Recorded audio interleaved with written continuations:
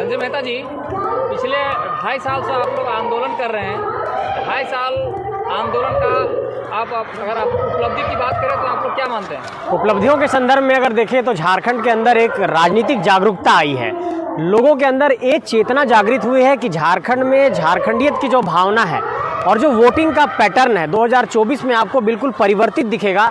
और ये दिखाई पड़ेगा कि झारखंडी जनमानस जब वोट को कास्ट करने जाएगा किसी पोलिंग स्टेशन पे, तो इस बात पर वो चिंतन करेगा कि हमारे हक अधिकार के लिए कौन लड़ाई लड़ रहा है और कौन हमारे हक अधिकार को कानूनी तौर पर झारखंड की जनता को दिला सकता है। तो अगर उपलब्धि के तौर पर देखेंगे तो 4 उपलब्धियां गिना दूंगा। पहली उपलब्धि ये है कि झारखंड के भीतर जो हम लोग लगातार ये बात कर रहे थे कि अलग अलग कंपनियों में पुनर्वास की नीति, नियोजन की नीति, एक कंपनियों पर दबाव बना है। आपने देखा होगा कि अब कंपनी में अगर कहीं कुछ मजदूरों के साथ होता है तो हम लोग मुआवजा के लिए बैठते हैं तो वो मुआवजा देते हैं। दूसरा लाभ ये हुआ है कि गांव घर से, खेत खलिहान से लीडर निकल रहे हैं। लीडरशिप का स्किल आया है, नौजवान राजनीति में कदम रख रहे हैं। जो नौजवान राजनीति से पीछा छुड़ाते थे आज बहुत ही चाव से, बहुत ही इच्छा व्यक्त करते हुए जेबी केसेस से जुड़ रहे हैं।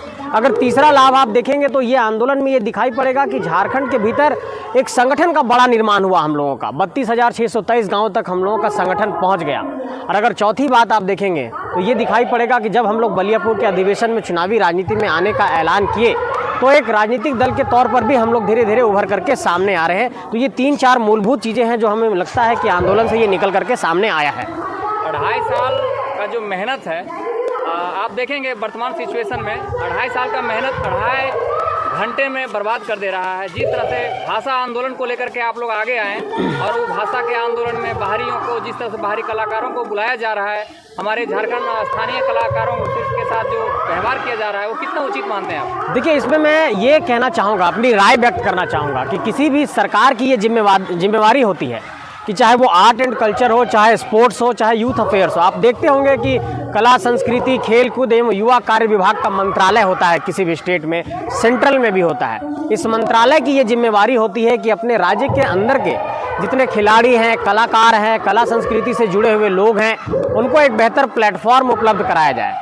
इस राज्य के भीतर ये हुआ है कि जो हमारे खोरठा के कलाकार हैं, जो नागपुर के कलाकार हैं, जो संथाली के कलाकार हैं, जो मुंडारी के कलाकार हैं, जो क्षेत्रीय और जनजातीय भाषा के कलाकार हैं, जो झारखंडी कलाकार हैं, उनको एक बेहतर प्लेटफॉर्म नहीं मिल पा रहा है और इस कारण से उनकी प्रतिभा निकल करके सामने आई। दूसरा एक जो बहुत बड़ा पहलू मैं इसमें देखता हूँ कि उनको कमर्शियल तौर पर कनेक्ट नहीं किया जा रहा है। एक कलाकार कैसे कमाएगा, कला के माध्यम से अपनी जीविका का वो अर्जन कैसे करेगा, वो गाना गा करके कैसे पैसे कमा सकता है, इसको लेकर के एक पहल नहीं की गई। इसलिए आप देखेंगे कि झारखंड में देखिए इटकोरी महोत्सव होता है, रजरप्पा महोत्सव होता है, सूरजकुंड महोत्सव हो रहा है।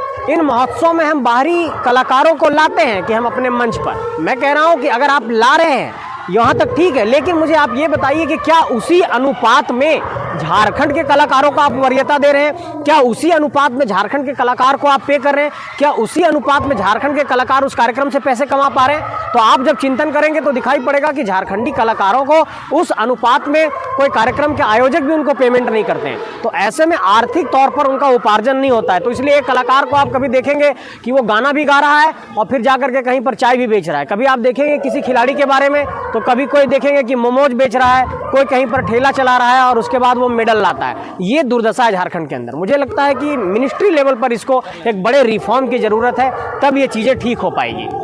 जो कलाकार आ रहे हैं, क्या जेबी कैसे उसका समर्थन करेगी या विरोध करेगी? देखिए, मैं ये साफ तौर पर कहना चाहता हूं कि झारखंड के अंदर हम लोग झारखंडी कलाकारों को प्राथमिकता देंगे और जो भी ऐसे आयोजक हैं, जो भी इस तरह का आयोजन करा रहे हैं, सिर्फ कोरम पूरा करने के लिए कि हाँ हमने झारखंडी कलाकार को स्थान दिया है, इस आधार पर नहीं चलेगा। झारखंड के कलाकारों को प्राथमिकता के सूची में रखिए। किसी भी कार्यक्रम में झारखंड के अंदर जेबी केसेस अपना स्टैंड ये साफ करता है कि झारखंड के अंदर चाहे वो झारखंडी कलाकार हो, चाहे वो झारखंडी खिलाड़ी हो, उसको पहली पंक्ति में स्थान मिलना चाहिए। अगर ऐसा नहीं होगा तो जेबी केसेस इस पर अपना रोष प्रकट करता है, अपना विरोध प्रकट करता है। 10 तारीख के कार्यक्रम को लेकर के आपको क्या कहना है?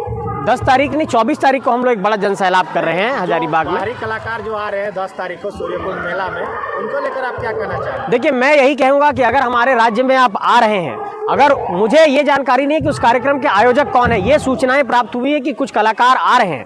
मैं बार बार इस बात को जोड़ना चाहता हूं कि झारखंड के अंदर जितने भी कार्यक्रम हो, उन कार्यक्रमों में प्राथमिकता के आधार पर झारखंडी कलाकारों को स्थान दिया जाए, झारखंड के कलाकारों को उस तरीके से पैसे दिए जाए, झारखंड के कलाकारों को एक तरीके से बेहतर मंच दे करके उनकी प्रतिभा को निखारने का प्रयास किया जाए। क्योंकि आप लोगों ने देखा होगा कि जिस तरीके से जो कलाकार आ रहे हैं और जिस भाषा का वो गाना गाते हैं, मैं नाम नहीं लेना चाहूँ, उस गाने में बहुत फुहड़ता होती है, बहुत अश्लीलता होती है। और आप कहीं ना कहीं आप देखेंगे कि अंग प्रदर्शन, महिलाओं को एक तरीके से उनके सील को भंग करने की बात कहते हैं, उनके प्रतिष्ठा के साथ खेलते हैं उन गाने में। मैं कहता हूं कि हर भाषा में, हर संस्कृति में बेहतर गाने वाले लोग भी हैं, तो वैसे लोगों को प्राथमिकता दीजिए जो अश्लील इस तरह का गाना गा रहे हैं। वैसे लोगों को हम अपने एक सूरजकुंड के महोत्सव में बुला करके क्या संदेश देना चाहते हैं, ये मुझे समझ में नहीं आ रहा है। इसलिए मुझे लगता है कि फुहड़ता से बचना चाहिए, अश्लीलता से बचना चाहिए, महिलाओं का सम्मान किया जाना चाहिए। इनके जो गीत हैं वो महिलाओं के अंग के शब्दों को लेकर के ही होता है, तो इसका हम समर्थन नहीं करते हैं। एक तरीके से कह सकते हैं कि इस तरह के कार्यक्रम के प्रति हम लोग अपना विरोध प्रकट करते हैं।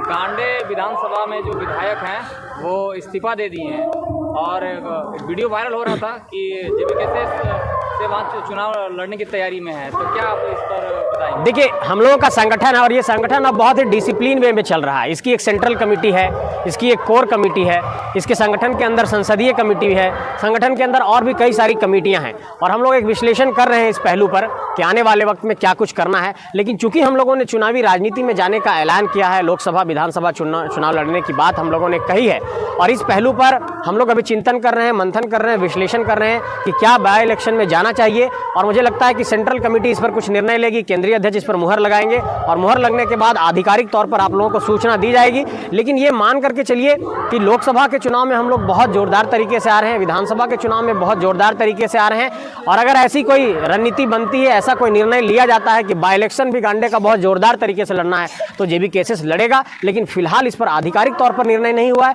लेकिन जैसे ही आधिकारिक तौर पर निर्णय होगा आप लोगों को सूचना आधिकारिक तौर पर दी जाएगी। लोकसभा में आपकी पार्टी आ रही है या फिर आप लोग निर्दलीय से चुनाव लड़ेंगे? देखिए, फिलहाल तो हम लोग इलेक्शन कमीशन के जितने भी डॉक्यूमेंट है उसका इंतजार कर रहे हैं, लेकिन आप जानते हैं कि किसी आप लक्ष्य की तरफ बढ़ते हैं, कुछ बड़े संघर्ष के पथ पर चलते हैं तो कई तरह की परेशानियां आती है और कुछ ऐसी परेशानियां हम लोगों के बीच आई हैं। लेकिन मुझे लगता है कि अगले कुछ दिनों में ये सारी चीज़ें क्लियर हो जाएंगी और जैसे ही इलेक्शन कमीशन का सारा कुछ हम लोगों के पास क्लियरेंस आ जाता है तो ये हम लोग अनाउंस करने में फिर एक तरीके से सफल हो पाएंगे कि हम लोग किस रूप में आ रहे हैं। तो ये इसके लिए आपको थोड़ा इंतजार करना होगा, क्योंकि इलेक्शन कमीशन से जो लेटर आया है उसका हम लोग अभी जवाब दे रहे हैं और आने वाले वक्त में मुझे लगता है कि पॉजिटिव समाचार मिलेगा। हो सकता है कि लोकसभा तक हम लोग कुछ बेहतर कर पाएँ इसमें।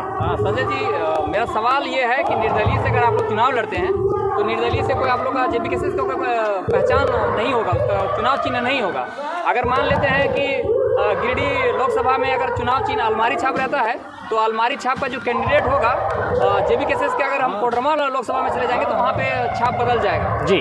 तो फिर ये परेशानी को हल करने के लिए क्या ब्लूप्रिंट है? नहीं, देखिए, एक ब्लूप्रिंट ये है कि झारखंड के अंदर 32,623 गांव 264 प्रखंडों में हम लोगों का संगठन बना है और अगर इलेक्शन कमीशन चुनाव आयोग के द्वारा आधिकारिक तौर पर जिस प्रत्याशी को जो भी चुनाव चिन्ह मिलेगा उसका प्रचार प्रसार हम लोग उस इलाके में उसी रूप में करेंगे। क्योंकि हम लोगों के पास अपनी सोशल मीडिया की बड़ी टीम है, हम लोगों के पास गाँव की एक अलग टीम है और अब जैसे कि हजारीबाग लोकसभा क्षेत्र में इस वक्त हैं हम लोग, यहाँ पर लगभग 16,67,000 मतदाता हैं। तो 16,67,000 मतदाताओं तक एक संदेश पहुंचाना एक चुनौती तो होगी, लेकिन ये मान करके चलिए कि चुनाव प्रचार के दौरान जब हम लोगों को अपना चुनाव चिन्ह अलग अलग मिलेगा अलग अलग क्षेत्रों में, तो हम लोग ये कोशिश करेंगे कि उसी चुनाव चिन्ह को जो जेबीकेएसएस के कैंडिडेट का होगा, जो प्रत्याशी का होगा, उसको तुरंत गांव तक पहुंचाने का प्रयास करेंगे। चाहे वो ऑफलाइन माध्यम हो, चाहे ऑनलाइन माध्यम हो, चाहे डिजिटल माध्यम हो, चाहे इंटरनेट हो, चाहे घर घर जाकर के डोर टू डोर कैंपेन हो, ये सारे माध्यम से हम लोग अपना पहुंचाएंगे। यही ब्लूप्रिंट है हम लोग। मानते हैं आपकी ये आप लोग का जितना भी प्रचार प्रसार हुआ है वो सोशल मीडिया में हुआ है। अगर